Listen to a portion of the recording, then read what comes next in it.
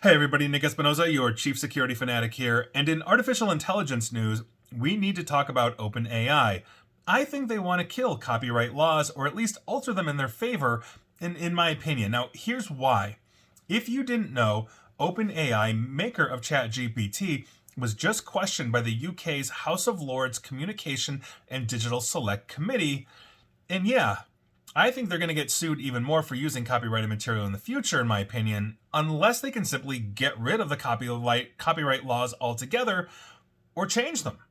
Now, I read OpenAI's written evidence submission to the committee directly. It was only 4 pages and change. It was pretty small, and I'll link the PDF directly in the comments here so you can read it yourself. But here are some things that stood out to me as it relates to the specific topic of copyrighted material. Their document covers other aspects like future trajectory, safety, and more, but let's stick with the copyrighted material. Now, the House of Lords Communication and Digital Select Committee asked this question in writing, and I quote, "Please could you explain your position on the use of copyrighted works in LLM training data? What are the options for building models without using copyrighted data?" End quote. And here are the interesting bits from their response. First, OpenAI makes the case for why ChatGPT is important to the creative process. Quote, "Creative professionals around the world use ChatGPT as part of their creative process, and we have actively sought their feedback on our tools from day one. By democratizing the capacity to create, AI tools will expand the quantity, diversity, and quality of creative works in both the commercial and non-commercial spheres," end quote.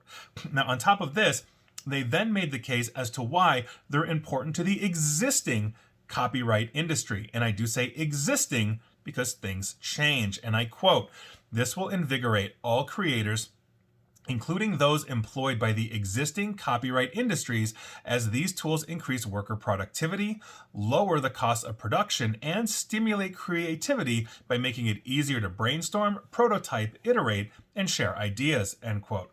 Now, here's the justification as to why copyrighted material is beyond critical to the generative AI process in terms of training, and strap in because here we go. And I quote, "We believe that AI tools are at their best when they incorporate and represent the full diversity and breadth of human intelligence and experience. In order to do this, today's AI technologies require a large amount of training data and computation as models review, analyze, and learn patterns and concepts that emerge from trillions of words and languages and images. OpenAI's large language models include the models that power ChatGPT are developed using 3 primary sources of training data. 1, information that is publicly available on the internet.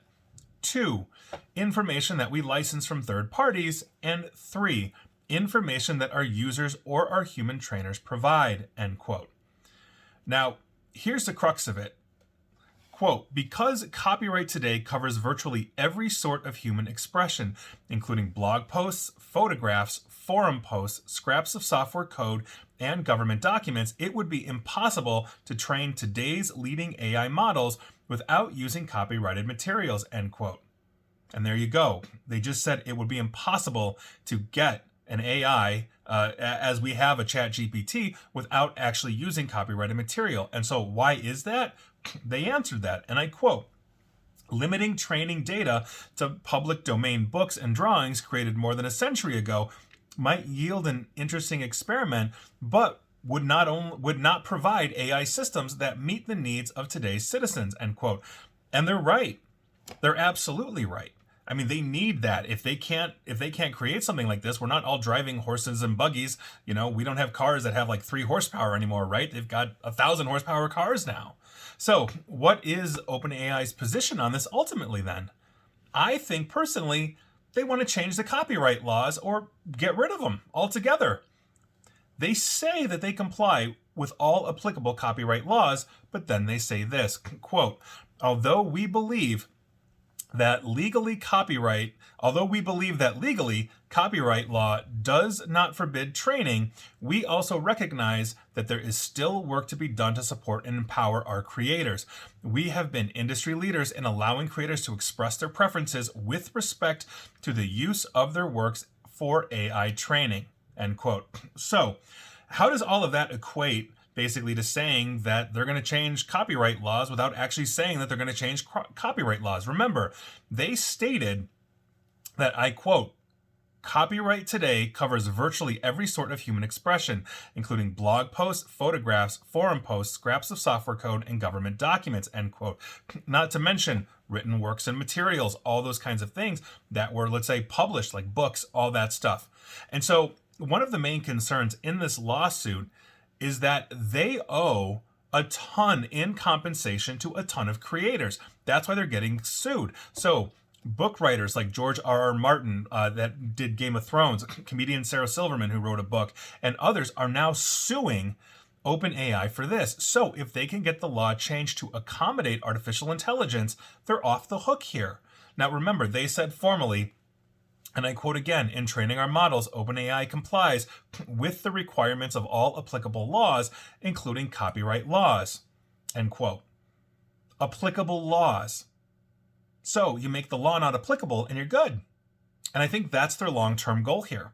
And so with that, I'll leave you with that note, but I think that this is where they are heading. I think we're going to see an army of lobbyists for the AI industry making exceptions to copyright laws, because I don't think they're going to be able to kill copyright laws as much as they'd like to, but making exceptions for artificial intelligence use for training, where they either do not owe compensation or they owe vastly reduced amounts of compensation for that.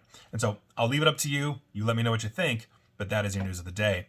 And please like, share, follow me here on Facebook and Twitter at NickAESP. And please feel free to subscribe to me at YouTube as well. And as always, stay safe, stay online, and please attempt to stay private. Thanks, everybody.